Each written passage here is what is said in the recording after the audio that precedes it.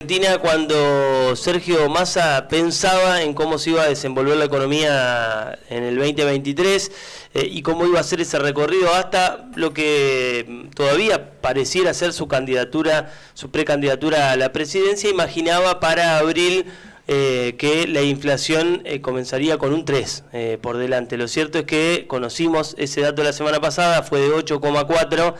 La inflación está anualizada en más del 100% y cuando uno la proyecta ese número todavía es más preocupante. Eso llevó al ministro a dar una batería de medidas que se ponen en práctica hoy y que vamos a hablar con Aldana Denis, es economista de CEPA. Aldana, Sebastián Carbone te saluda, ¿cómo estás? Hola Sebastián, muy buenos días. Bueno, gracias por tu tiempo. ¿Te generan optimismo las medidas del Ministerio de Economía? ¿Sentís que es un poco más de lo mismo y que es difícil que puedan tener un efecto real en lo que viene? Bueno, la realidad es que, digamos, es difícil poder saber de antemano el impacto efectivo que van a tener una serie de medidas, sobre todo cuando hablamos de un tema como es la inflación en Argentina, que la realidad es que lo que presenta más incertidumbres que certezas. En ese sentido, yo creo que el dato de abril, si bien generó cierta sorpresa, porque por lo general abril suele ser un mes donde, dada la estacionalidad que tiene marzo, suele quedar por debajo de marzo, y en este caso se puede decir que el 7,7 de marzo fue como un piso para que en abril siguiera subiendo. Y digo, sorpresa hasta ahí, porque recordemos que a finales de ese mes tuvimos la corrida cambiaria contra el dólar blue y los dólares paralelos, que podíamos saber que iba a tener un impacto en el dato de abril y que va a tener un impacto en el dato de mayo. Fundamentalmente las medidas de la cartera de economía tienen que ver con una nueva suba de la tasa de interés. Recordemos que la tasa había subido hace alrededor de 15 días con esta corrida que te mencionaba. Sí. Bueno, ahora volvería a subir la tasa de los plazos fijos, ubicándose más o menos una tasa efectiva anual al 150%. Esa medida tiene... para explicarlo, Aldana, eso es, si yo voy y dejo mi guita en un plazo fijo y no retiro nada durante un año, lo que voy a encontrar cuando vaya el año que viene es el 150% más. Exactamente. La tasa efectiva es aquella que se produce cuando uno deja en el plazo fijo capitalizar los intereses. Es decir, que se vuelven a reinvertir, no los retira mes a mes el interés que se produce por ese plazo fijo. Por eso la tasa efectiva es mayor que la tasa nominal que nosotros vemos que publican los bancos, ¿no? Esa es una medida que tiene que ver un poco con generar incentivos, si se quiere, para el ahorro en pesos, para que las personas que tienen la posibilidad de ahorrar no se vayan al dólar y que ello presione sobre el tipo de cambio, que sabemos que genera, si el tipo de cambio, si se producen saltos en el tipo de cambio, tienen un impacto sobre los precios, con lo cual tiene que ver con un incentivo para generar el ahorro. Claro. Por otra parte, uno tiene... Sí. No, que te iba a preguntar, pensando en alguien que nos esté escuchando y ponerle que tiene 100.000 pesos para hacer números redondos. Si va y los lleva ahora al banco y los busca dentro de un año, va a encontrar 250.000 pesos, ¿no es cierto? Exacto. Ahora, porque así todo, con una tasa tan alta como la que hay en la Argentina hoy, mucha gente prefiere ir y comprar dólares. Depende de lo que, para que ganarle con el plazo fijo al dólar, el dólar tendría que estar, o para salir empatados, el dólar tendría que estar, pongamos que estuviese a 500, tendría que estar a 1.250, ¿digo bien? Exactamente. Esa sería un poco la equivalencia, digamos, en cuanto al rendimiento. La realidad es que la cuestión del dólar es lo que se viene hablando de una economía bimonetaria, una economía que tiene muchos problemas en ese sentido, que se terminan generando una restricción externa, que es básicamente la falta de dólares para continuar el crecimiento, para poder responder a las demandas que Argentina necesita de esos dólares para producir. y en este contexto en particular se ve agravado por la sequía que veníamos hablando, que significa la pérdida de casi 20.000 millones de dólares para nuestro país. Perdón. Bueno, y en ese sentido la suba de las tasas de interés está abocada a la cuestión del ahorro, como bien decíamos hace un ratito. Después hay unas cuestiones ahí a considerar en tanto desde el lado productivo, en tanto esto significa un encarecimiento del crédito para los sectores productivos, ¿no? Claro. Eso es directo, es decir, vos subís la tasa para pagar a los plazos fijos y una pyme que tiene que endeudarse para, no sé, comprar máquinas para aumentar la producción, cuando va a pedir un préstamo al banco, lo va a pedir todavía más caro. Exactamente. Tiene como una contracara, si se quiere, la medida, en tanto lo que se llama como un conflicto ahí entre una medida antiinflacionaria y si se quiere una medida con un sesgo para el sector productivo. Claro. La otra medida tiene que ver con la baja de 9 puntos de la tasa del plan de cuotas de la hora 12 para los productos nacionales. Esa sería como una de las medidas que contrarrestaría, si se quiere, el efecto de una medida un poco más ortodoxa como la suba de tasas de interés, que tiene que ver con impulsar e incentivar el consumo y las ventas de esas pymes que se verían afectadas, como decíamos recién, por la suba de la tasa de interés. Y si se quiere, bueno, después se habla de los acuerdos con China, de las negociaciones con el Fondo Monetario Internacional, todas negociaciones que están en marcha, negociaciones con Brasil y demás, que están en marcha para conseguir esos dólares que Argentina necesita este año y que no los tiene efectivamente. Y si se quiere, la medida que más estuvo resonando fue la apertura a través del mercado central de la importación de productos alimenticios con aranceles cero, una medida específica pensando en el dato, uno de los datos, si se quiere, más preocupantes y más duros que nos arroja mes a mes el índice de precio del consumidor, que tiene que ver con la evolución del precio de los alimentos. Claro, que es lo que más le pega, ¿no? a la clase media, a la clase media baja y digamos a la clase trabajadora. Digamos, la inflación en los alimentos, me parece que es la medida, si querés, más disruptiva, ¿no? O lo más llamativo de la batería de medidas que anunció el Ministerio de Economía, distinto a lo que se venía dando antes. Esto es nuevo. Si ustedes no... si ustedes disparan los precios, ayer escuchaba a alguien decir que van a ser principal eje en el tomate y el azúcar, que se podrían traer de Chile y Brasil. Digamos, esto es para correr un poco no sé si a los productores, a los formadores de precio en determinados rubros alimenticios.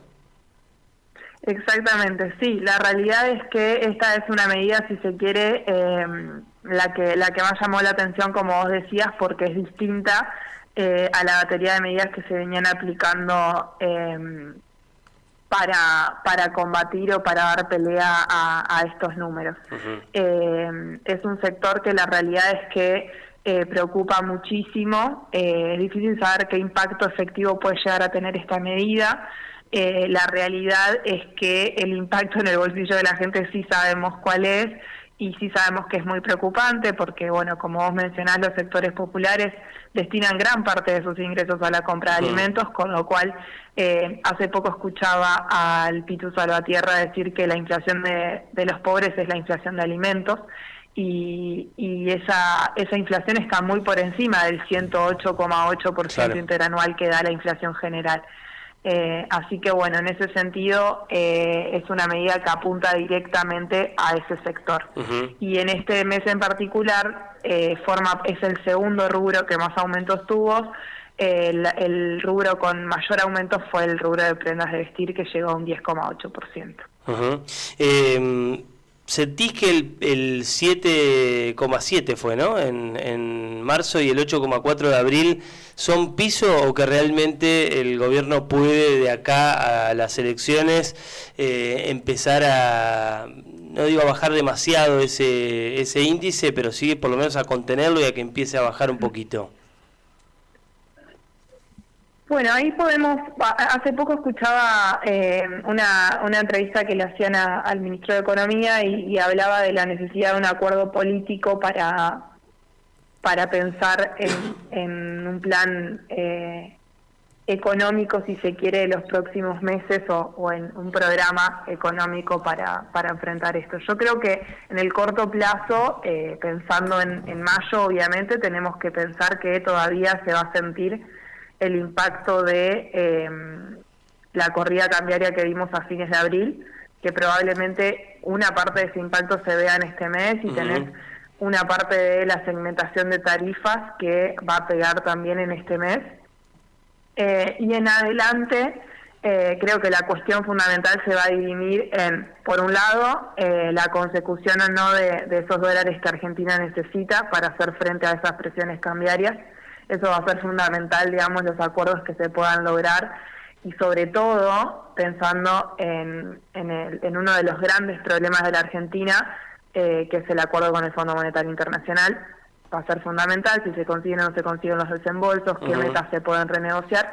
Y por el otro lado, y creo que van de la mano, de cara al año electoral, me parece que ahí va a estar fundamentalmente la cuestión después de las elecciones y los acuerdos que se hagan, el rumbo que pueda tomar en los próximos meses, digamos, pensando que mayo ya va a dar un número alto, ¿no? ¿Vos imaginás que, a partir de junio. Que en mayo la inflación va a ser de qué piso va a tener? Y no podría decirte con exactitud, pero sí es cierto que algunas consultoras están hablando de que el 8,4 podría llegar a ser un piso, pero no me animo a darte esa información, digamos, porque no la tengo. Pero sí es cierto que hay que considerar que si el impacto de la corrida cambiaria se sintió en abril, probablemente se sienta con mayor profundidad en mayo, porque recordemos fue a finales de abril, muchos comercios decían que no habían recibido listas de precios, que efectivamente recibían las listas de precios actualizadas en mayo. Ahí hay un componente de especulación muy fuerte, no por parte de los comerciantes, repito, porque esto es algo que se genera mucha confusión, sino de los grandes formadores de precios. Aldana, gracias por tu tiempo, te mandamos un beso grande. No, gracias a ustedes. Hasta pronto. Aldana Denis, economista de CEPA, hablando de las medidas que pone en juego el Ministerio de Economía. Me parece lo más disruptivo de los anuncios es esto de liberar la importación de alimentos en caso de que no haya o que no se respeten los acuerdos de precios que el gobierno viene haciendo y que muchas veces no se respetan. Esto de importar tomates de Chile o azúcar de Brasil, como diciendo, bueno, si no te ajustás a lo que venimos hablando... Claro, entran a jugar otros factores. Y sí.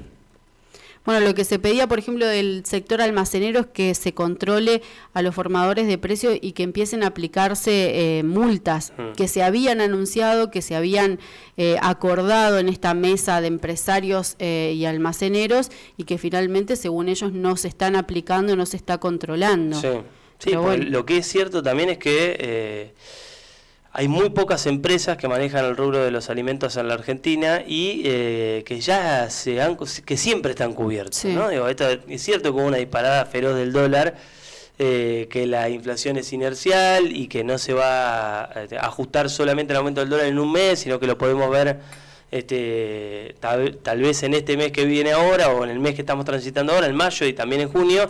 Pero lo cierto es que siempre los grandes productores están cubiertos y que después el dólar cuando sube y baja un poco, la inflación sube, después no se acomoda a esa baja. Bueno, ojalá las medidas funcionen. La sensación es que, salvo esto de la importación, me parece que el otro es bastante parecido.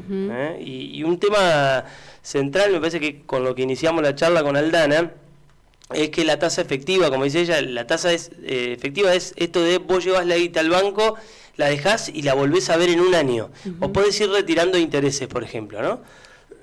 Y eso te va a dar un 97%. Ahora, si vos dejás la plata, ponele que tenés 100.000 pesos, y la dejás hoy, vas y la vas a buscar el 15 de mayo de 2024, y te vas a encontrar que en vez de 100.000 pesos vas a tener 250.000 pesos. ¿Sí? El banco te va a dar 250.000 pesos. ¿Sí? Sí, un 150% más. ¿Por qué muchos argentinos apuestan igualmente al dólar? A comprar dólares, a que no te paguen nada de interés.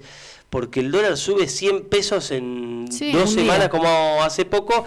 Ahora, ¿qué tendría que pasar con el dólar? Bueno, valer un 150% más para estar empatados. Es decir, si el dólar estuviese a 500, está a 4.74 hoy, ¿no? Pero ponerle a 500 para hacer números redondos, vos tendrías que, el dólar debería valer 1.250 pesos para salir empatados con el plazo fijo. ¿Se entiende? Sí. Para no haber perdido. Si el dólar costase menos, hubiese ganado más con el plazo fijo, y si costase más, perdiste poniendo en el plazo fijo.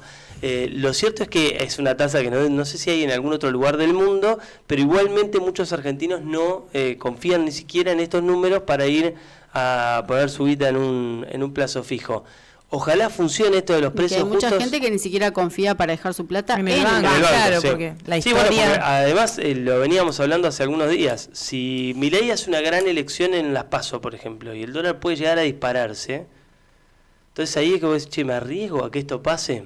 Bueno, nada, cosas de la Argentina, de un país que tiene números inflacionarios tremendos, que lo ubican en uno de los peores lugares del ranking. En materia de alimentos, Argentina es el segundo país del mundo con el peor índice de inflación, que es lo que más le importa, porque después en el índice que el INDEC toma, no sé, están las prepagas, los colegios privados, el tipo que es un laburante y que no tiene ni prepaga, ni colegios privados, ni...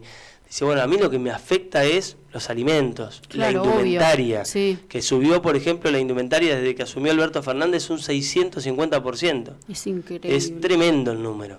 Entonces, eso es lo que te pega directo al bolsillo a la inmensa mayoría del conjunto de los argentinos, y es lo que esperamos todos que el gobierno pueda de una vez por todas lograr controlar.